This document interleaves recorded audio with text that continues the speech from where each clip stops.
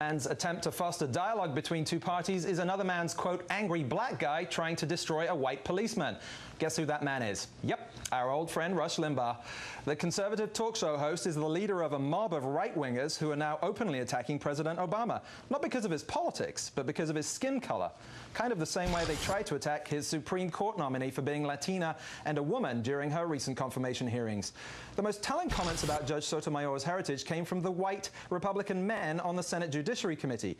For the right wing these days, the rise of minorities is so unsettling that they seem to be suffering their own identity crisis, as if their biggest question is, I know who you are, but what am I? They're finally hearing me once he's an angry black guy. I do believe that about the president. I do believe he's angry.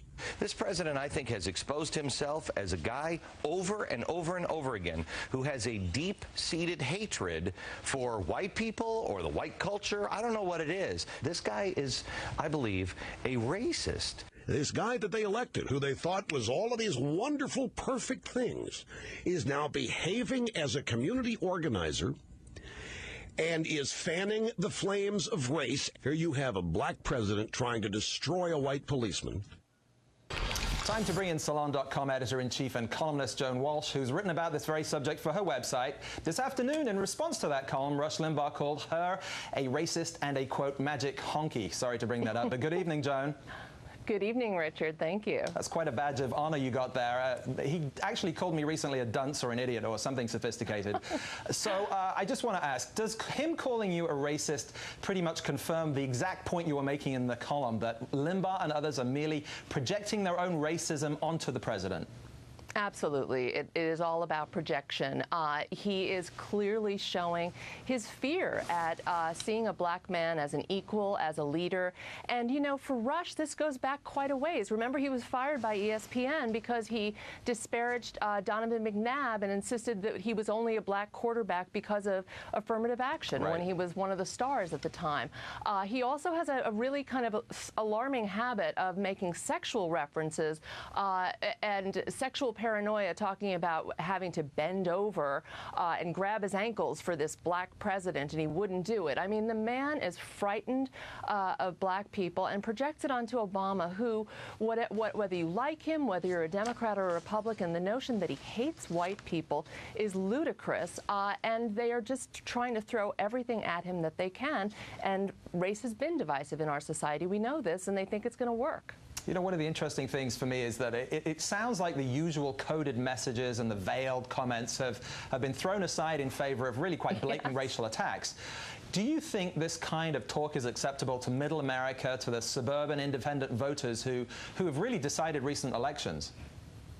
No, and I thought that the Crowley, the beer summit, I know we're not supposed to call it that, and also his press conference was really kind of a wonderful moment. I know it was all staged, Richard, and I don't mean to be naive, but you know there was a moment last week when both Rush and other right-wing blowhards were trying to kind of recruit and use Jim Crowley, and you could really have imagined perhaps a different sort of man maybe falling for it, feeling aggrieved and saying the problem is this black president.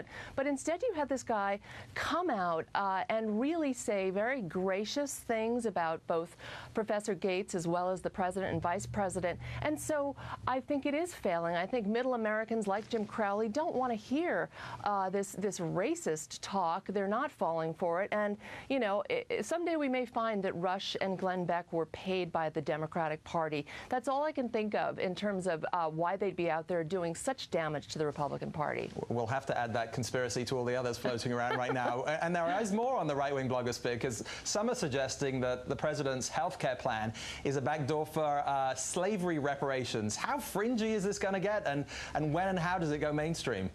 Well, you know, it is fringy, but I will tell you that is the thing I worry about. I mean, you and I both know that race and ethnicity has been used to divide us, and specifically to create fear around people getting jobs that someone else deserves or people getting support.